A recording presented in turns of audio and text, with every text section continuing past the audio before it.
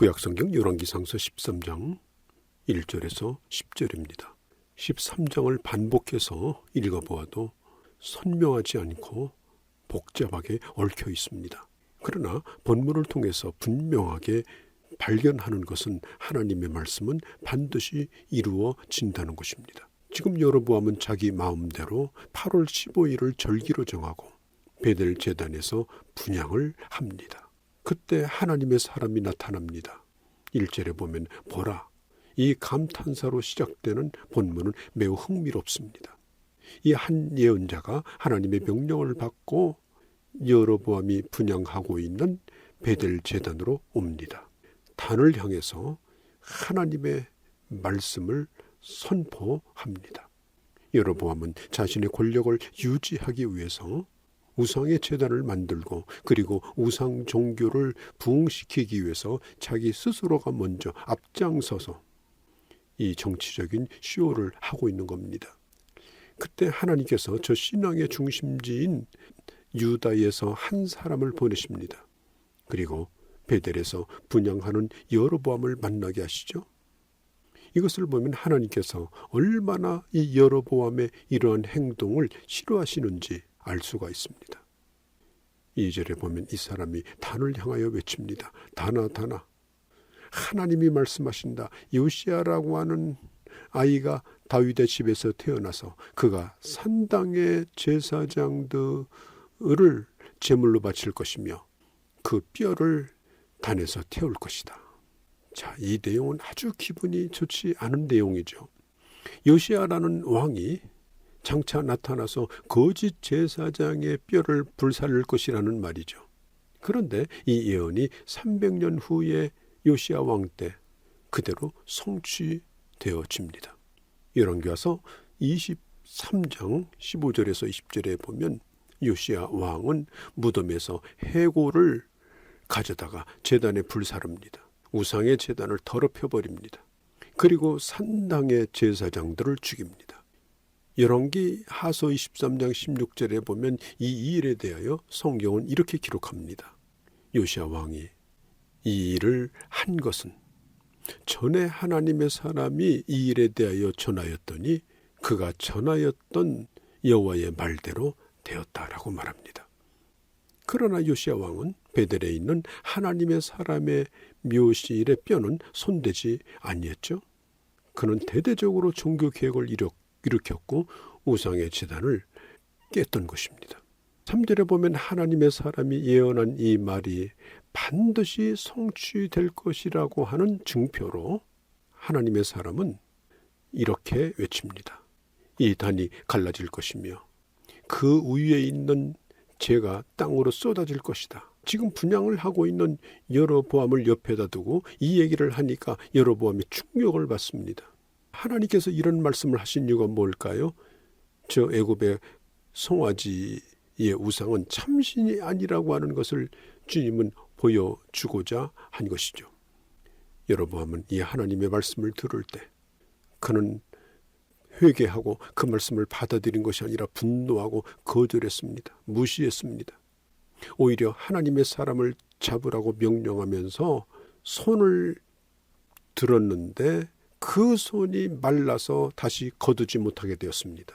그때 제단이 갈라져 버리고 그의 재가 다 땅으로 쏟아져 버리고 말았죠. 여로보암이 회개하지 않고 하나님의 사람을 치려고 하자 저놈 잡아라 그러면서 손을 들어 펼 때에 그 손이 말라버리고 이러한 것은 이제 하나님의 심판이 곧 가까이 왔다라고 하는 사실을 보여주는 것입니다. 이 하나님의 사람을 생각해 봅시다. 그런 이름이 누구인가 나와 있지 않습니다.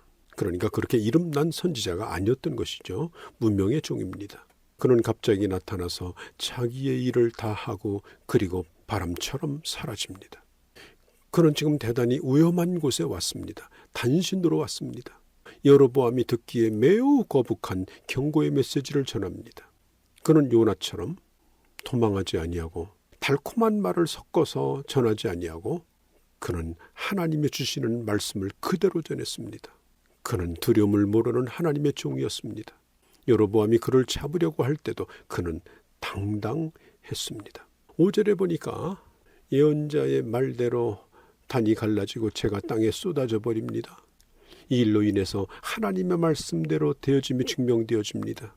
지금 여로보암은 이미 하나님의 진노를 사고 있음이 드러나고 있는 겁니다. 매우 당황한 여로보암이 하나님의 사람에게 자신의 손을 회복시켜달라고 하나님의 은혜를 구해달라고 요청합니다. 그때 하나님의 사람이 기도하죠. 하나님의 은혜를 구하죠. 그때 그의 손이 다시 회복되어집니다. 여로보암은 하나님이 하시려는 것을 인간의 손으로 막을 수 없다는 사실을 그는 뼈저리게 깨달았습니다. 하나님께서는 여로보암에게 또다시 회개할 기회를 주신 겁니다. 그러나 그는 이 은혜의 기회를 이용해서 다시 한 번 더 강팍해지고 그리고 하나님을 노엽게 합니다. 그는 그에게 닥쳤던 문제를 해결하기 위해서 잠시 수그러들었지만은 그러나 근본적으로 회개하진 않은 것입니다. 7절에 보면 여로보암이 하나님의 사람에게 말하죠. 함께 집에 가서 쉬자. 좋은 선물도 준비되어 있다. 자, 여로보암은 회개하지 않았을 뿐 아니라 하나님의 사람을 휴식과 제물로 회유하고 유혹하고 있습니다. 그때 이 하나님의 사람은 여로보암의 제안을 단호하게 거절합니다. 그는 여로보암과 같이 가지도 않았고 어떤 음식도 어떤 물도 마시지 않았습니다. 자, 선지자를 매수하고 뇌물까지 주려고 합니다. 선지자를 자기 사람으로 만들어서 자기가 듣기에 좋은 말만 골라서 해주기를 원했던 것이죠. 교묘하게 이용해서 정치적으로 이용해서 그걸 발판으로 삼으려고 한 속셈이 나타납니다. 얼마나 피곤하십니까? 피곤하니까 좀 쉽시다. 원기를 회복해야죠. 그리고 좋은 선물도 제가 준비해 놨습니다. 얼마나 달콤한 유혹입니까? 그때 이 하나님의 사람은 매우 단호했습니다. 그는 이렇게 말합니다. 왕의 재산을 절반을 준다 해도 저는 가지 않습니다. 그리고 어떤 것도 마시거나 어떤 것도 먹지 않을 것입니다. 왜냐하면 하나님이 그렇게 하라고 제게 말씀하셨습니다. 달콤한 유혹이 올 때 우물쭈물하면 큰일 납니다. 과감히 끊어야 합니다. 하나님의 말씀의 검으로 과감하게 끊어내야 합니다. 만일 이 선지자가 여로보암의 말을 듣고 그가 주는 선물을 받고 하룻밤 잘 쉬고 그리고 휴식을 취하고 갔다고 하면 그는 그것에 미혹되어서 이제 끌려다니다가 결국은 백성들을 범죄로 다 몰아넣게 될 것입니다. 성경에 보면 그런 신뢰가 나와 있죠. 발람 선지자. 이 발람 선지자는 이스라엘을 저주해달라고 하는 적의 말을 들었을 때 그렇게 해서는 안 되는데 그들의 손에 들고 온 그 귀한 선물들을 보고 우물쭈물했습니다. 처음에는 거절했죠. 그러나 단호하게 거절한 것이 아니라 우물쭈물하며 거절했습니다. 10번 찍어서 안 넘어가는 나무 없느냐 싶어서 우물쭈물하는 발람을 계속해서 건드리니까 결국은 발람은 적진까지 와서 이스라엘 진영에 내려다 보이는 언덕에서 이스라엘을 저주할 뻔했습니다.